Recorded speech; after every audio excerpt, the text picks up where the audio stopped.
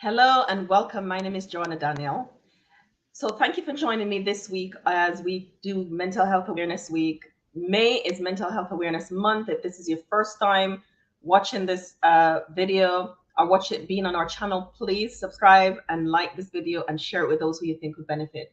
So, my name is Joanna Danielle. I am a counselor. I live in the UK and I work with adult survivors of childhood trauma and women who experience abuse via Wounds to Scars. We do that through conferences, retreats, and online courses. Our next conference is the Trauma Recovery Conference, June 16 to 18. We still have space available. The details are below this video for you to register. Today, I'm talking about religion and mental health, a subject that is really close to my heart. And it's close to my heart because I'm a Christian and I work in mental health. And I've always been fascinated with mental health, but not fascinated with mental health in a way that in an educated way or even understood it. Because growing up, my uncle has psychosis, and I just see he's just kind of there. Everybody looks after him, and but no, we don't talk about what's happening or what's there or what he has, and we nobody knows, and I didn't know, and I just knew that something was happening. He's been that my whole life, and he still is. He's very lucid sometimes. He can talk to us. He knows our names, what we're doing, all that kind of stuff. So I moved here to the UK and I wanted to do mental health when I trained as a social worker. I wanted to go down that path, but by then things was kind of changing a little. And I went into addictions instead and then trained as a counselor. But mental health is really important to me, and I know it's important to you, and that's why you're here.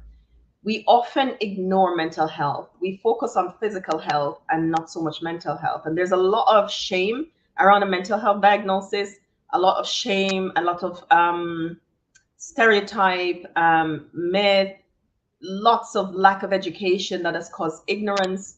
And because of that, a lot of harm has come to a lot of people that have mental health. Some of that harm demonstrates itself in the Christian community. And I want to talk to us today as we talk about religion and mental health and as we wrap this week up, because there's so many things that are positive about religion that can help with our mental health. There's an enormous benefit, right? So many positive aspects. So religion can have a positive impact on our mental health.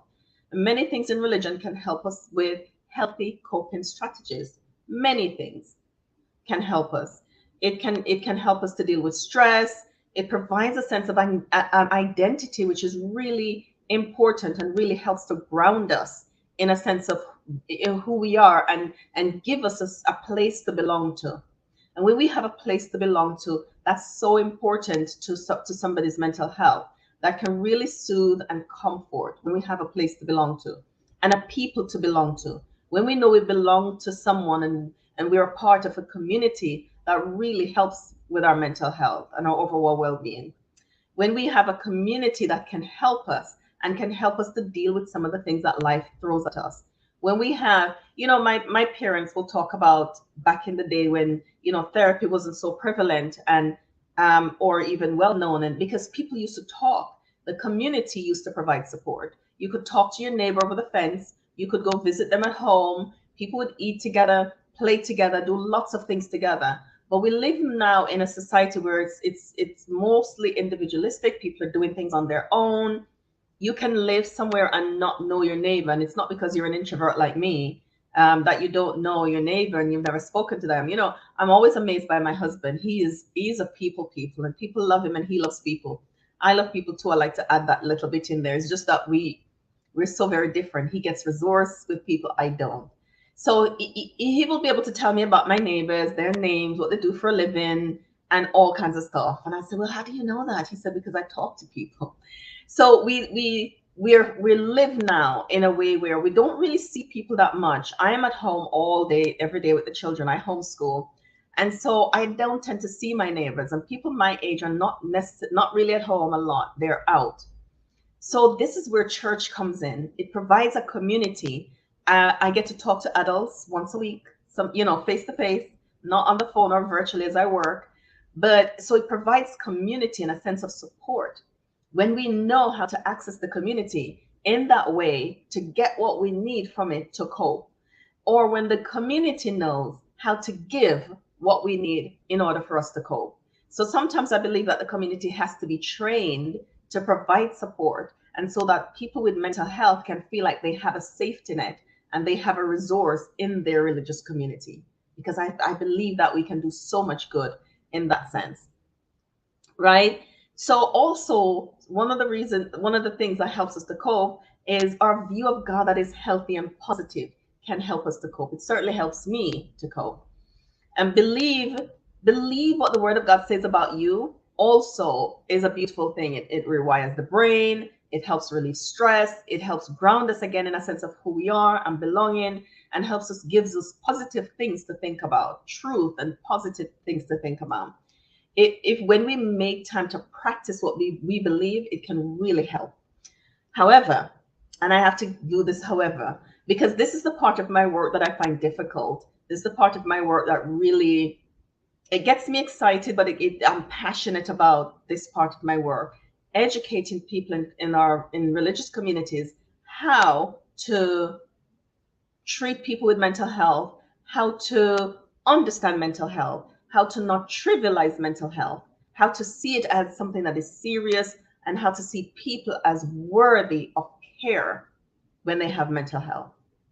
I just that I'm so passionate about that. How to not be dismissive of depression and anxiety or schizophrenia or psychosis or bipolar. How to not see it as people that need to be ostracized and be put on the edges, and they can't be integrated in the community and given responsibilities and love and care. How care doesn't mean a pat on the head or I'll pray for you, but care means I'm going to embrace you and pull you in, and make the community provide social support so that you can be anchored in the community and you can know that when it's a bad day that you have somewhere to go. Let's have a support plan that we know how to execute, because we can spot the signs, because we've educated ourselves. We know when you're struggling, and we know that we're going to make the community a safe space that is going to support you. Can you tell how passionate I am about this? I speak a lot in churches up and down the UK, and this is something I always say to churches. Can your church be a safe community that somebody can heal in? Can you be a safe space for a woman who have experienced abuse? Can you be a community of people that is going to be around and rally around somebody who has a mental health diagnosis, and they're going to know that you are going to help them? I have met too many people that have been shamed in their churches because of a mental health. They've been spotlighted and shamed because of mental health. We have to stop doing that, and we have to show the good aspects, because they're more. And it's nothing's wrong with religion. It's the people that practices it that makes it difficult and makes some people don't want to know, because of how we practice it and how we live our lives and how we are with people, and how we ostracize and sideline and not provide safety for people. And we want to be able to do that, because I believe that everything is in the Bible that can provide that, and that's who God is ultimately. But because we don't know him, we can't do that. And so we need to get to know him so we can provide support and place a space for the family that's healing and struggling, for the marriage where there's mental health, for the family where there's a child that is diagnosed and needs support. We have to be able to provide that support. We have to understand ableism in with mental health, and how our language sometimes ostracize people, how our language sometimes shame people, and be equipped with the right information and language so that people are not shamed because of the words that we use and how we use words because they have a mental health problem. Because when we don't know the language to use, we're shaming. Sometimes we shame people and dismiss them, tell them that they shouldn't. If you were close to God, you wouldn't have anxiety and depression, and that is just not true. That is not true. But I know many people who believe that and say that over and over again, and isolate people, and give them the impression that God can't help them and he doesn't even love them. So we have to have the right language. So, at Wounds to Scars, we have a mental health resource pack that is digital that you can access from wherever you are in the world. Each church get their own link. You can access the resource for 3 months at a time or 6 months at a time, and get the training that you need to be able to support people with mental health that is in your church. Right. So we sometimes also in churches and community Christian communities, people are browbeaten into not accessing support. If you were close to God, you wouldn't need this. And again, once again, that's not true. We just live in a world where people have physical health problems, people have mental health problems, and we have to know um, how to support people. So one of the things that is also challenging is rigid views that stop people from seeking support. You must not just pray, do Bible study, do fasting. You must not need support. Those rigid views that makes people suffer longer than they need to, suffer longer than they have to. All right. And I believe if we knew about mental health, if we understand the causes and we understand how it really affects someone, we would have more love and compassion. We would lead with love and compassion, and help them with support, take them to support, encourage them to seek support, encourage them to get well, and allow and make the community that they're coming back to safe enough to hold them. The belief that they shouldn't have mental health. There's a belief that Christians shouldn't have mental health, especially if you're using the benefits.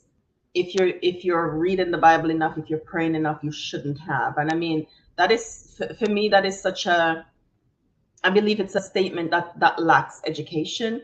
It lacks education. It lacks empathy. It lacks compassion. It lacks understanding. It lacks all of those, because if we had empathy and compassion and understanding and education around mental health, there's no way we would even suggest that someone who has a mental health problem wouldn't or shouldn't have it. I think it's an education issue. And that's why I'm passionate about educating churches, educating Christians around mental health, because I believe we have this rigid, closed view that is harmful, that is more harmful than beneficial to people. Or the view that mental health is a sin, and it's sinful, and ostracizing those who do have it or those who seek support.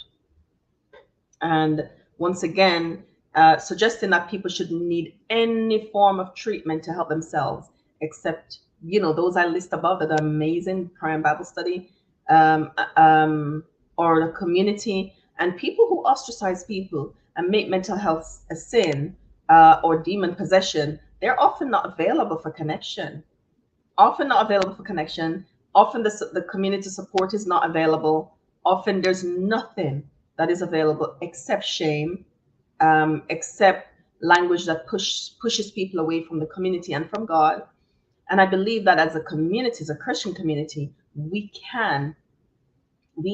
have amazing resource and a system and teaching that can help people with mental health to cope better with support. Sometimes people are going to need you, and they're going to need support. They're going to need medication. They're going to need treatment, and they're going to need the community.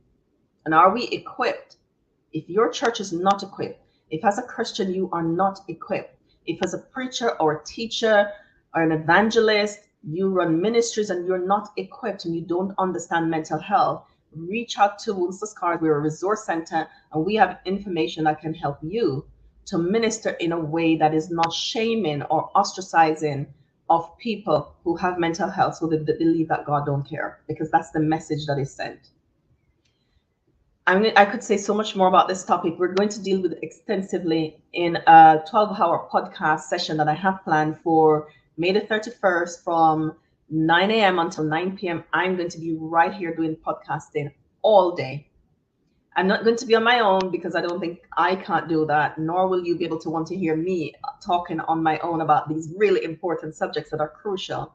So I'm going to have different colleagues that are coming to talk about different things throughout those 12 hour session.